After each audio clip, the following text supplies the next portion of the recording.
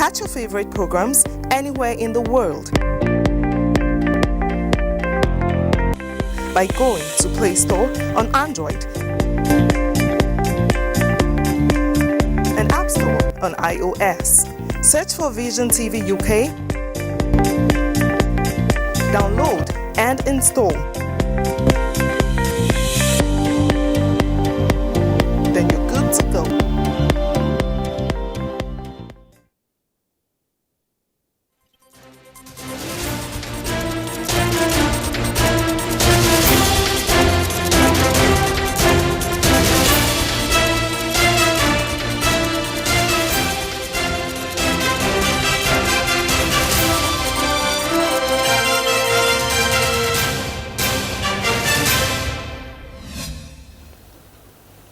Hello and a very warm welcome. This is the news on NTA International. My name is Justin Bemuye, and here are the top stories.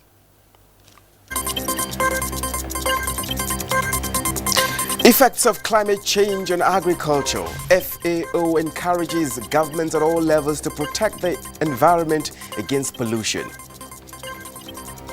Nigerian Army inaugurates medical facility to cater for troops in Yola, Adamawa State. Plus, car bomb kills about 90 people in Mogadishu, Somalia's capital.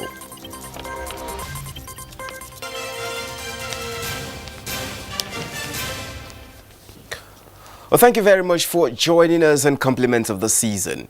Let's begin from Guinea-Bissau, where electorate are set for runoff presidential election in the country.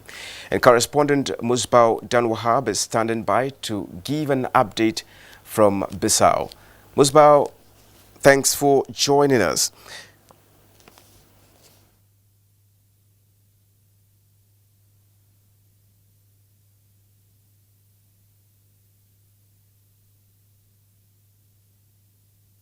The situation is generally peaceful here in Bissau, the national capital of Guinea-Bissau, and stakeholders are anxiously waiting for this Sunday to see what comes out of this runoff election in the presidential election of 2019.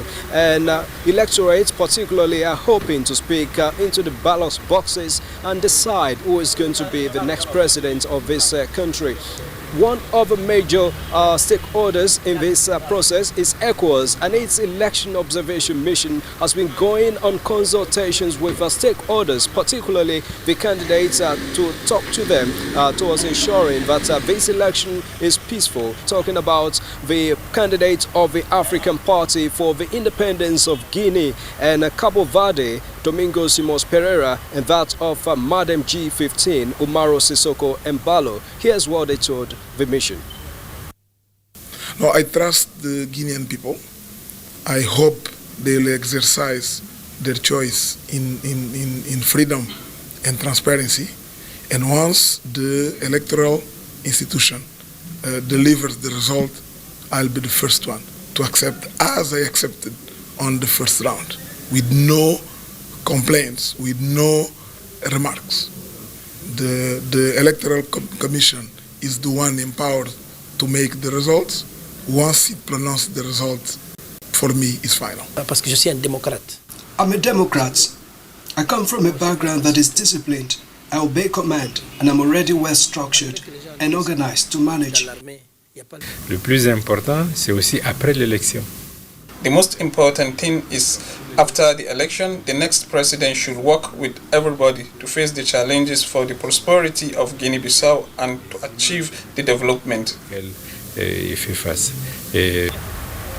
The candidates there expressing their commitment towards a peaceful conduct during and after this election. And the ECOWAS Election Observation Mission has also met with the president of the National Electoral Commission that has expressed their readiness to conduct a peaceful and credible election for Guinea-Bissau.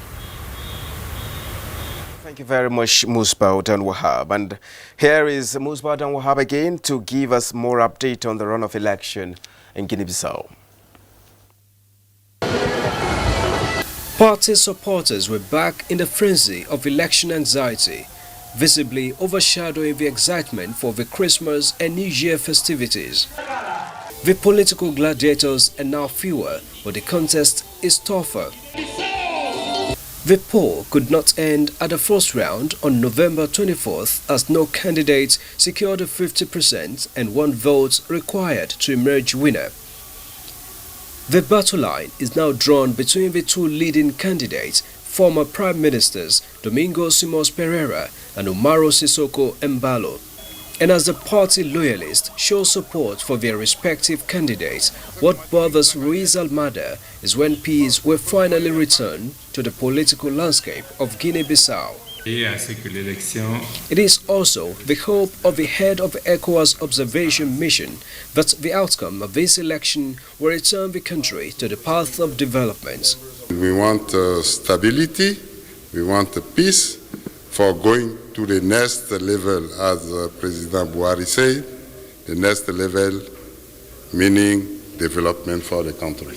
Runoff election is not new to the Guineans, as elections have historically been resolved over 2 rounds. However, the memory of a 2012 coup d'etat in days before a second round of election calls for caution. The military clearly stated that they are not interested in politics and they stay back and they stay to protect the democracy. That I think with that we are moving in the right direction, that the repeat of 2012 will not come to it. The ECOMIP, a stabilizing force of ECOWAS, says intelligence reports favors conduct of election this Sunday. In Bissau, Musbau and Wahab, NTA News. We now move to Vietnam, where a court on Saturday sentenced an ex-minister to life imprisonment in a multi-million-dollar corruption case that also saw another minister and a dozen executives receive lengthy prison terms.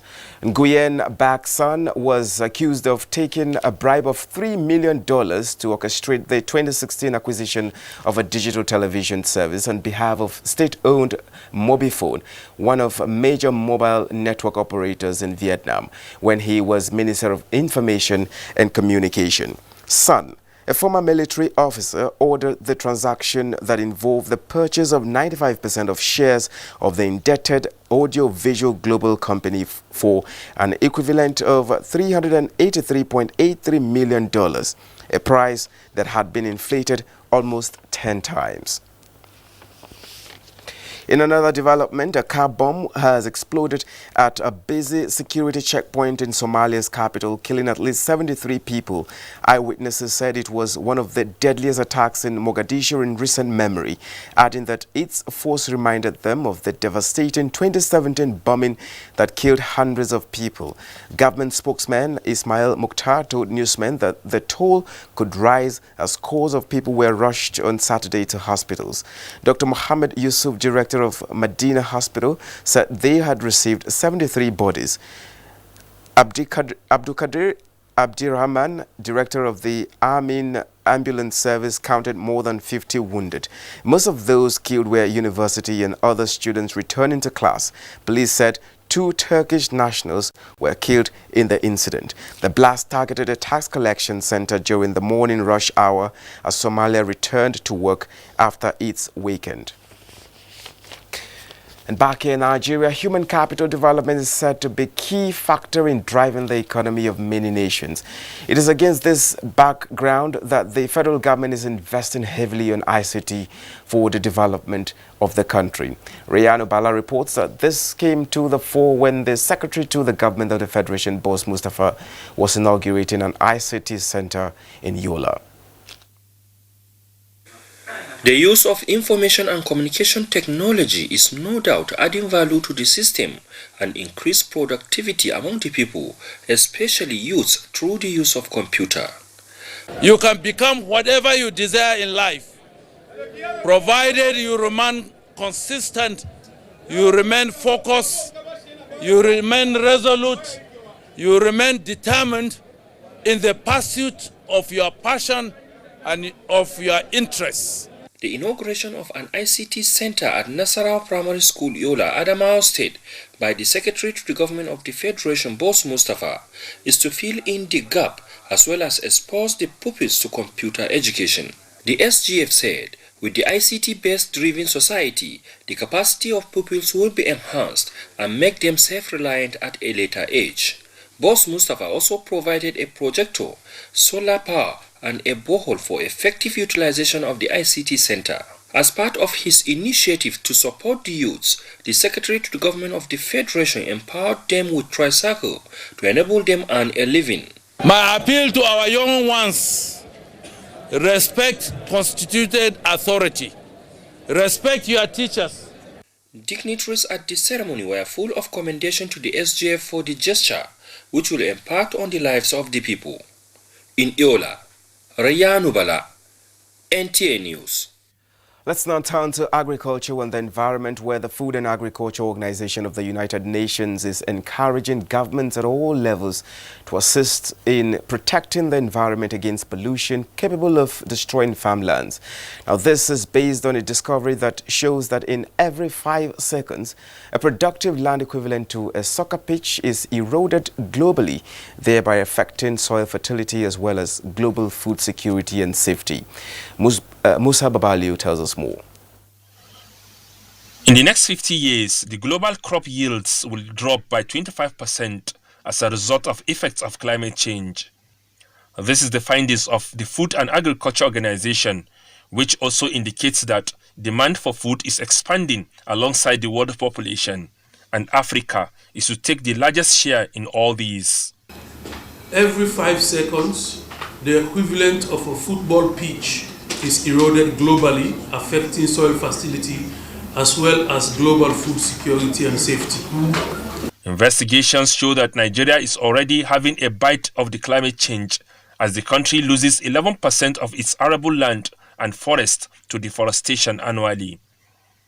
Desertification in the northern part of the country is said to be advancing consistently at the rate of 0.6 kilometers per annum.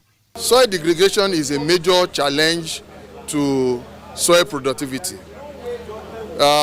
Most of the soil functions are affected by degradation. What is more disturbing to agriculturists and environmentalists is the manner in which farmers fell trees for energy. For instance, it has been discovered that shea butter producers in Niger, Kogi, and Kwara states, alongside their charcoal producers, are guilty of deforestation. And also sensitize our local communities by engaging even the community heads like the Dagachi and the Hakimi to ensure that those kind of communities where this thing is predominant, they stop cutting the trees, while we continue our work on domesticating some of the laws. Several studies have demonstrated that deforestation exposes the soil to wind and water erosion. When the soil is eroded, the first culprit is the top layer that supports the growth of plants and animals. Subsequently, it leads to gully erosion. The United Nations agencies are now supporting 8 states in the country towards addressing effects of climate change. The agencies will as well raise awareness on the importance of sustaining healthy ecosystems and human well-being. Communities will be encouraged to engage in activities that will improve the soil and mobilize political will as well as resources to raise soil profiles. In Abuja, Musa Baba Aliyu, NTA News. And now, to boost the morale of troops and upscale operations in the Northeast, the Nigerian Army has inaugurated a medical facility to cater for troops and the neighboring community and the transit camp at the 23 Brigade Yola, Adamawa State. The Chief of Army Staff, Lieutenant General Tuku Buratai, who performed the ceremony, notes that the facility, with the capacity of accommodating 30 personnel, will further improve the welfare of soldiers and officers while in the military camp.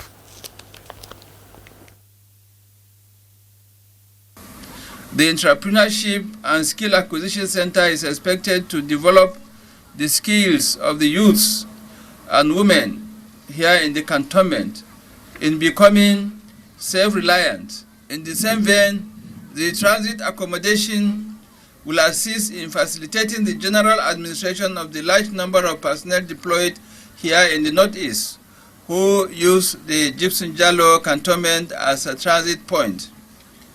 Also, The accident and emergency ward will enhance healthcare delivery for the soldiers and their families, as well as the locals residing around the cantonment. Headquarters 3 Division will continue to initiate and execute various projects in its cantonments and barracks aimed at enhancing the welfare and the fighting efficiency of the troops.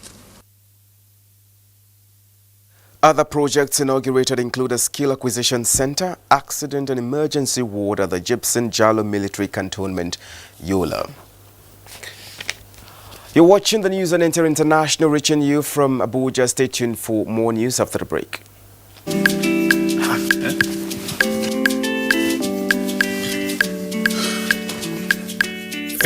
That channel where you watch just now don't waka, no panic. There's me no panic. You go do it by yourself like ABC. Oh yeah, press the menu button on top your remote. Scroll up and down till you see Information Central. Then press OK. Press OK. Check the signal strength and quality. If the signal strength and quality pass 70, make you press the exit button, go back. Go advanced options, then choose installation, then go to reset and press OK. Press OK. Wow, now you sef fit catch all those channels wey be one miss road by yourself. Yes, make your groove for no loss. You see as I do am, abi? And I see as I do am. Go TV, live it, love it. And I see as we do am. And thank you very much for staying with us. Now let's join Uche Ugochukwu for a quick reminder of top stories in Nigeria in 2019.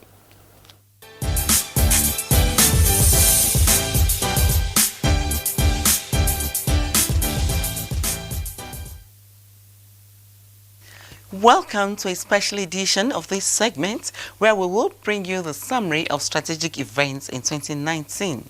It is basically a year of elections with its attendant litigations over pre-election and election matters, beginning with the presidential and National Assembly elections.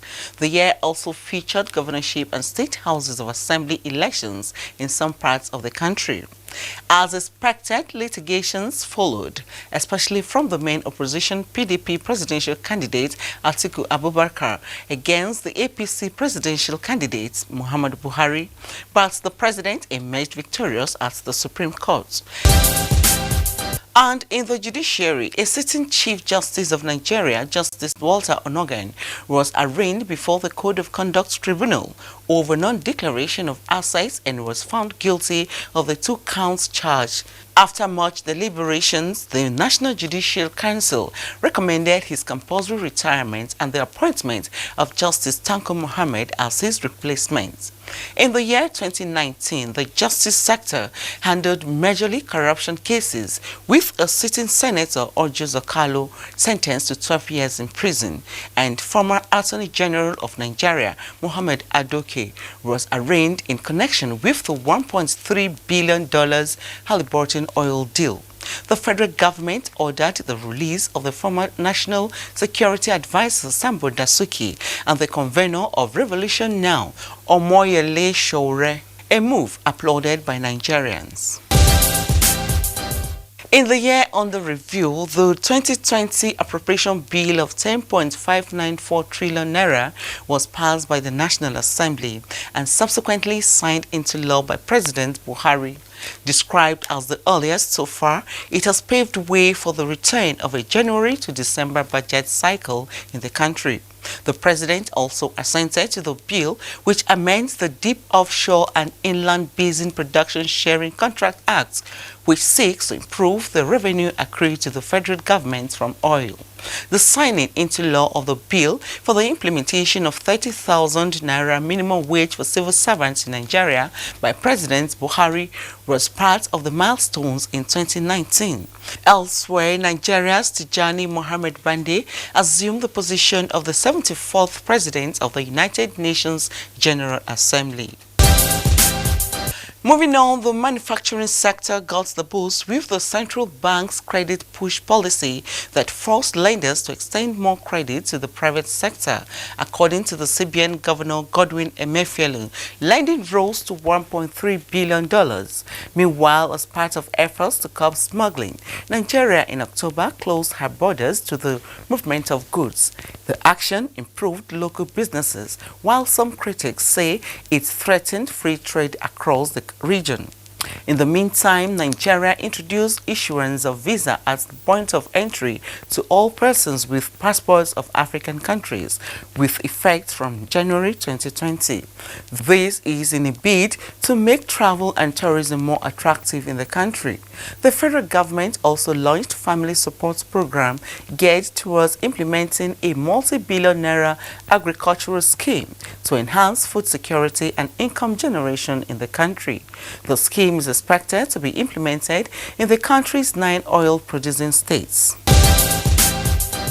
Security in the Lake Chad region and the Sahel formed the main focus of every meeting of West African leaders, just as Nigeria hosted the 56th ECOWAS summit and President Muhammadu Buhari launched National Security Strategy Policy, which fashioned out ways and means of addressing security issues in the country. Nigeria's security forces never relented on their oars in ensuring optimal service delivery to the nation as they continued in their onslaught against Boko Haram insurgents in the northeast and other criminalities in some parts of the country. The Nigerian army went a step further to commence local production of customized mine-resistant ambush-protected vehicles, MRAP, to assist its counter-insurgency fight. The Nigerian police also got energized to rid the country of crimes following the acquisition of state-of-the-art policing assets. My vision is to bequeath to our nation a legacy of a reformed, modernized, fully equipped, highly motivated, and citizen-focused police force that is reorientated to the virtues of professionalism, respect for rule of law, due process, and best international practices in their operations. The passage at second reading of the anti-social media bill, which seeks to criminalize the use of the social media in peddling false or malicious information, was an issue that raised dust in the outgoing year. There were outcries against the passage of the bill. Also, in her commitment to end violence against women, Nigeria launched a Median National Sex Offenders Register, setting up a database for those convicted for sexual violence. In another development, Nigeria and South Africa established an early warning system to control xenophobic attacks. This followed President Muhammadu Buhari's state visit to South Africa on the heels of attacks on foreigners in that country, which also made Nigeria to withdraw from the World Economic Forum held in Cape Town in September. Hundreds of Nigerians were also repatriated as an aftermath. And on the other hand, startup parks were given to Libyan returnees. On entertainment, Nigerian music icon Innocent Idibia, known as Tubaba, and Grammy nominee Burna Boy emerged major winners at the 2019 All-African Music Awards, AFRIMA, which was held in Lagos, Nigeria. AFRIMA in particular has helped has led to an explosion of the industry, hunting and recognizing new talent, and in the process being able to making young people realize their ambitions. And the sports sector added muzzle as the Super Eagles ended the year as the 31st team in the world and third in Africa in FIFA ranking for the month of December. These are some of the stories that made headlines in the outgoing year. I guess your memory is refreshed. Enjoy the season. I am Uche Ugochukwu.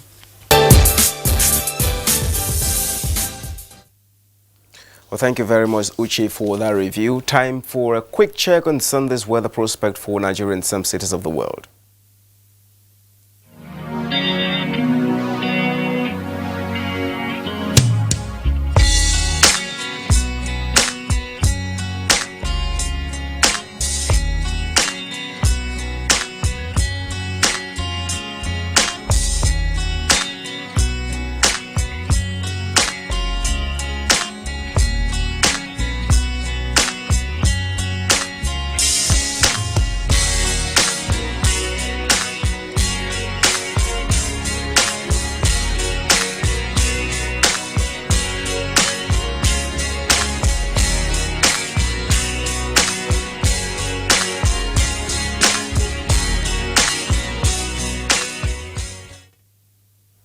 And with weather forecast there, we end the news and enter international. Thank you very much for your time with us. My name is Justin Bermunyi.